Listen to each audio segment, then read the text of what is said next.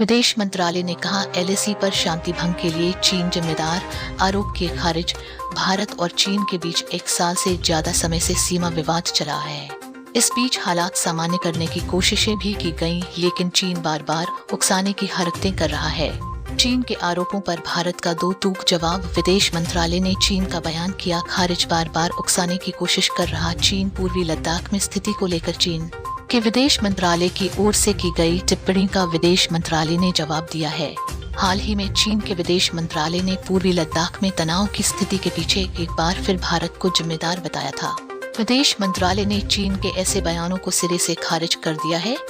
चीन का भड़काने वाला व्यवहार। विदेश मंत्रालय ने साफ कहा कि चीन के भड़काने वाले व्यवहार यथास्थिति को एक तरफा तरीके से बदलने की कोशिश के परिणाम स्वरूप पूर्वी लद्दाख में एलएसी से लगते इलाकों में शांति भंग हुई है। चीन के निराधार आरोपों पर विदेश मंत्रालय ने कहा कि चीन अभी भी सीमावर्ती इलाकों में लगातार सैनिकों और सैन्य साजो सामान की तैनाती कर रहा है। चीन की गतिविधियों की प्रतिक्रिया में भारतीय सशस्त्र बलों को उचित जवाबी तैनाती करनी पड़ी है।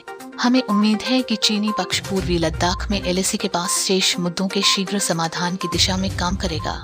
चीन लगातार कर रहा हरकतें बता दें।